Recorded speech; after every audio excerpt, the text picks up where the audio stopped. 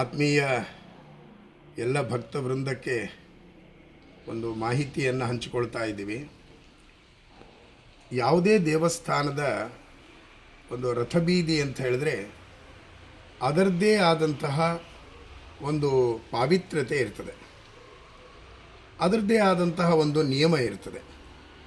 ದೇವಸ್ಥಾನಕ್ಕೆ ಬರುವ ಎಲ್ಲ ಭಕ್ತರು ಕೂಡ ಆ ರಥಬೀದಿಯನ್ನು ಒಂದು ಶ್ರದ್ಧೆಯ ತಾಣವನ್ನಾಗಿ ತುಂಬ ಗೌರವಿಸ್ತಾರೆ.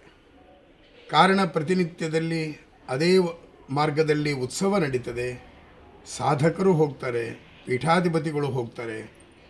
ಅನೇಕ ಹಿನ್ನೆಲೆಯಲ್ಲಿ ಅದು ಪವಿತ್ರವಾದ ಭೂಪ್ರದೇಶ.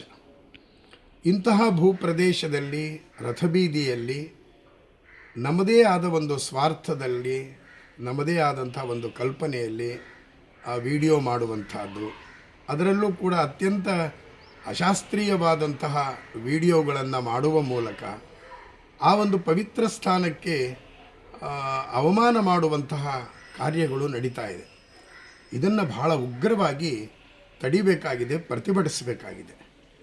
ಯಾಕೆ ಅಂತ ಹೇಳಿದ್ರೆ, ಒಂದು ಕಡೆಯಲ್ಲಿ ಧಾರ್ಮಿಕ ಪ್ರಜ್ಞೆ ಜಾಗೃತವಾಗ್ತಾ ಇದೆ, ಇನ್ನೊಂದು ಕಡೆಯಲ್ಲಿ ಅಧಾರ್ಮಿಕರ ಅಟ್ಟಹಾಸವು ಬೆಳೀತಾ ಇದೆ. ಉಡುಪಿಯ ಕೃಷ್ಣ ಮಠದ ರಥಬೀದಿಯಲ್ಲಿ ಪ್ರತಿನಿತ್ಯ ಅಷ್ಟಮಠದ ಯತಿಗಳು ಸಂಚಾರ ಮಾಡ್ತಾರೆ, ಕೃಷ್ಣನ ಉತ್ಸವ ನಡೀತದೆ, ಭಜನೆ ನಡೀತದೆ.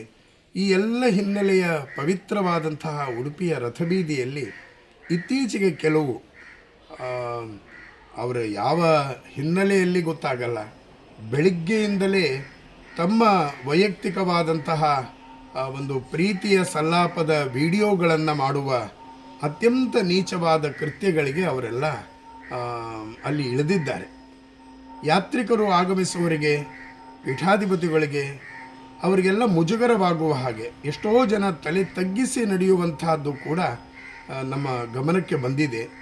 ಅದನ್ನು ಪರ್ಯಾಯ ಪೀಠಾಧಿಪತಿಗಳಾದ ಪರಮ ಪೂಜ್ಯ ಶ್ರೀ ಶ್ರೀ ಸುಗುಣೇಂದ್ರ ತೀರ್ಥ ಶ್ರೀಪಾದಂಗಳವರು ಅತ್ಯಂತ ಉಗ್ರವಾಗಿ ಖಂಡಿಸಿದ್ದಾರೆ. ಅಂತಹ ಯಾವುದೇ ಅನೈತಿಕವಾದ ಅಥವಾ ಅಶಾಸ್ತ್ರೀಯವಾದ ವಿಡಿಯೋ ಚಿತ್ರೀಕರಣಗಳು ರಥಬೀದಿಯಲ್ಲಿ, ರಥದ ಮುಂದೆ, ಕೃಷ್ಣ ಮಠದ ಮುಂದೆ ಅಥವಾ ರಥಬೀದಿಯ ಬೇರೆ ಬೇರೆ ಮಾರ್ಗಗಳಲ್ಲಿ ಅದು ಆಗದೇ ಇರುವ ಹಾಗೆ ಸಾರ್ವಜನಿಕರೂ ಕೂಡ ಕೈ ಜೋಡಿಸಬೇಕು. ಇದು ಪರ್ಯಾಯ ಮಠದ ಅತ್ಯಂತ ಕಳಕಳಿಯ ಒಂದು ಮನವಿಯಾಗಿದೆ. ಇದು ಕೇವಲ ಉಡುಪಿ ಅಂತಲ್ಲ, ಇನ್ನು ಮುಂದೆ ಯಾವ ರಥಬೀದಿಯಲ್ಲೂ ಕೂಡ ಈ ರೀತಿಯ ಚಟುವಟಿಕೆಗಳು, ವಿಡಿಯೋ ತೆಗೆಯುವ ಮೂಲಕ ಒಂದು ಶಾಸ್ತ್ರ ವಿರುದ್ಧವಾದಂತಹ ಅನೈತಿಕ ಕಾರ್ಯಗಳಿಗೆ ಆಸ್ಪದ ಕೊಡಬಾರದು. ಅದನ್ನು ನಾವೆಲ್ಲರೂ ಕೂಡ ತಡೆಗಟ್ಟುವ ಮೂಲಕ ರಥಬೀದಿಯ ಪಾವಿತ್ರ್ಯತೆಯನ್ನು ಸಂರಕ್ಷಿಸೋಣ ಅಂತ ಕಳಕಳಿಯಿಂದ ಮನವಿ ಮಾಡ್ತಾ ಇದ್ದೀನಿ.